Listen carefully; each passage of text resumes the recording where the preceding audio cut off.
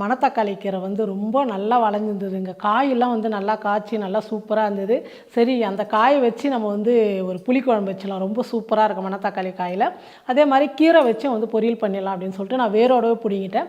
ஏன்னா அந்த கீரை கிள்ளிட்டே இருக்கும்போது நிறைய வரும். ஆனால் பக்கத்தில் வந்து நான் பீர்க்கங்காய் செடியும் பூசணி செடி போட்டதுனால அதை வந்து இது போய் டிஸ்டர்ப் பண்ணி அதை வர விடாமல் பண்ணிடுச்சதுனால நான் வேரோட பிடிங்கிட்டேன். அப்புறம் நம்ம பீர்க்கங்காய் போட்டதில் ஒரே ஒரு காய் மட்டும் இருந்தது. அந்த காயை வச்சு நான் வந்து வெறும் தோல் துவையல் பண்ணுவேன். இந்த முறை வந்து தோல் கொஞ்சம் வந்து நார் மாதிரி ஆயிட்டதுனால தோல் சீவி எடுத்துட்டு அந்த காய் சதப்பை இதை மட்டும் வச்சு துவையல் செஞ்சுக்கலாம் அப்படின்னு சொல்லிட்டு நம்ம மாடி தோட்டத்தில் போய் இப்போ நம்ம காயெல்லாம் பறிச்சுட்டு வந்துடலாம் வாங்க.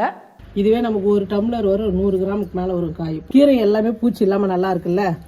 கீரை வந்து நம்ம கடைஞ்சிக்கலாம். நம்ம செடியில் வந்து மணத்தக்காளி காய் நல்லா ஒரு கைப்பிடி அளவு கிடச்சிதுங்க. அதே மாதிரி மணத்தக்காளி கீரையும் கிடச்சிது.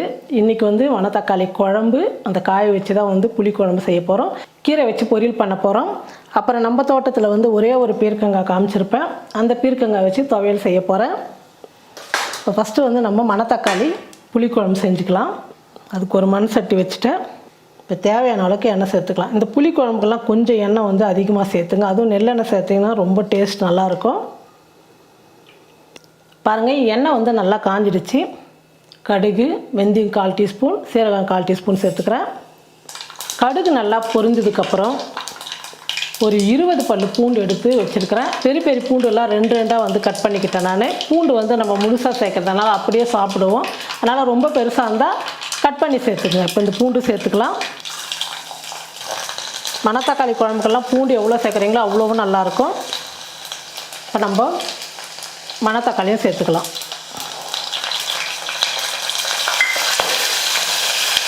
மணத்தக்காளி வந்து பச்சை காயின்றதுனால வெடிக்குங்க. போட்டு ஒரு தட்டு போட்டு மூடிடுங்க. அதே மாதிரி ஸ்டவ் வந்து குறைச்சி வச்சுடுங்க.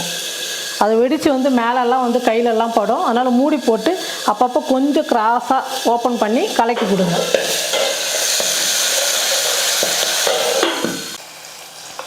பாருங்கள், பூண்டு மணத்தக்காளி காய் வந்து நல்லா வதங்கிடுச்சு. இப்போ வந்து சின்ன வெங்காயம் வந்து ஒரு 150 கிராம் வந்து உரிச்சு எடுத்துக்கிட்டேன். பெருசாக 2 பீஸாக கட் பண்ணிக்கிட்டேன். ரொம்ப சின்னதாகுது, முழுசாகவே சேர்த்துக்கலாம். இந்த சின்ன வெங்காயம் தாங்க மணத்தக்காளி குழம்புக்கு ரொம்ப டேஸ்ட்டாக இருக்கும். பூண்டு சின்ன வெங்காயம் சேர்த்து செய்யுங்க, ரொம்ப நல்லாயிருக்கும். இப்போ வெங்காயம் வந்து நல்லா வதங்கணும். பாருங்க, வெங்காயம் வந்து நல்லா வதங்கிடுச்சு. 2 பெரிய தக்காளி வந்து பொடியாக கட் பண்ணிக்கிட்டு அந்த தக்காளியும் சேர்த்துக்கலாம்.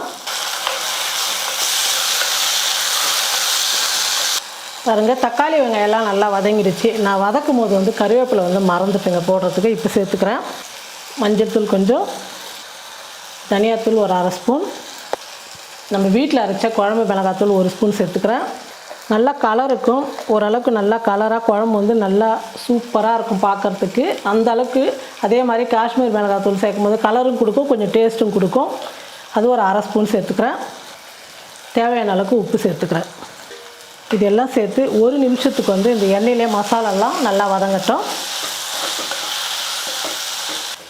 பாருங்கள், மசாலாலாம் நல்லா வதங்கிடுச்சு. நான் ஒரு எலுமிச்சம்பழம் அளவு புளி எடுத்து ஊற வச்சு நல்லா கரைச்சி வடிகட்டிக்கிட்டேன். அந்த புளி தண்ணி சேர்த்துக்கலாம். புளி தண்ணி சேர்த்ததுக்கப்புறம் நமக்கு எந்த அளவுக்கு தேவையோ அந்த அளவுக்கு வந்து தண்ணி சேர்த்துக்கலாம். கொஞ்சம் திக்காக இருந்தால் தான் இந்த மாதிரி புளி குழம்புலாம் ரொம்ப நல்லாயிருக்கும். இந்த சமயத்தில் வந்து நீங்கள் உப்பெல்லாம் வந்து செக் பண்ணிவிட்டு மூடிட்டு நல்லா கொதிக்கிற வரைக்கும் ஃபுல்லாக வச்சுடுங்க. கொதி வந்ததுக்கப்புறம் ஸ்டவ் வந்து ஃபுல்லாக குறைச்சி வச்சுட்டு ஒரு 10 நிமிஷம் நீங்கள் கொதிக்க வச்சிங்கன்னா டேஸ்ட் வந்து ரொம்ப சூப்பராக இருக்கும். இப்போ நல்லா கொதிக்கட்டும். இதை இறக்கி நம்ம ஒரு பக்கம் வச்சுட்டு அடுத்த பக்கம் வந்து மணத்தக்காளி கீரை வந்து பொரியல் பண்ணிக்கலாம். நான் வந்து வேரோடு பிடிங்கிட்டு, ஏன்னா மற்ற செடிங்களை வந்து வேஸ்ட் பண்ணுதுன்றதுனால இது வேரோடு பிடுங்குறதுனால எனக்கு இவ்வளோ கீரை கிடச்சிது. இப்போ இதை வந்து நல்லா அலசி பொடியாக கட் பண்ணி வச்சுக்கிட்டேன். இப்போ நம்ம குழம்பு அந்த பக்கம் கொதிக்க வைக்கும் போது இந்த சமயத்தில் வந்து நம்ம பொரியலும் பண்ணிடலாம். கீரை பொரியலுக்கு 2 ஸ்பூன் வந்து எண்ணெய் சேர்த்துக்கிறேன். எண்ணெய் காஞ்சிடுச்சு.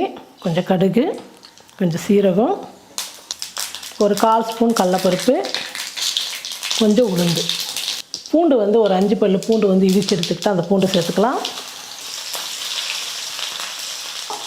ஒரு 4 வரமிளகா, கருவேப்பிலை.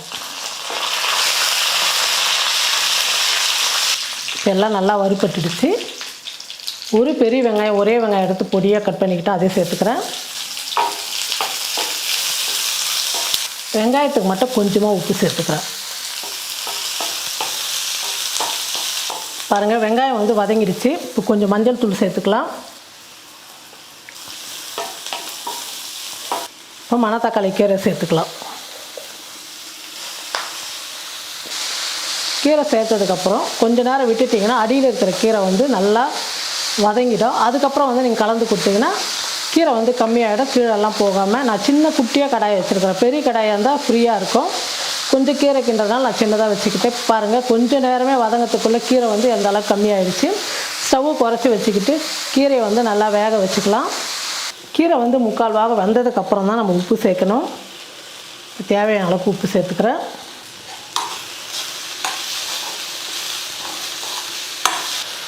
பாருங்கள், கீரை வந்து நல்லா வெந்துடுச்சு. இப்போ கடைசியாக வந்து தேங்காய் கொஞ்சம் துருவினது சேர்த்துட்டு கலந்து கொடுத்துட்டு ஆஃப் பண்ணிடலாம். மணத்தக்காளி கீரை பொரியல் ரெடி ஆகிடுச்சு. அவ்வளோதாங்க, கீரை பொரியல் ரெடி. இந்த பக்கம் வச்ச மணத்தக்காளி குழம்பும் நல்லா கொதித்து திக்காக வந்துடுச்சு பாருங்கள். இன்னும் கெட்டியாக வேணுனாலும் நீங்கள் வச்சுக்கலாம். நம்ம சாதத்தோடு சாப்பிடும் போது இந்த அளவுக்கு ஒரு அளவுக்கு தண்ணியாக இருந்தால் கரெக்டாக இருக்கும். அது சூடாகிறதுக்குள்ளே இன்னும் கொஞ்சம் திக்காகிடும்.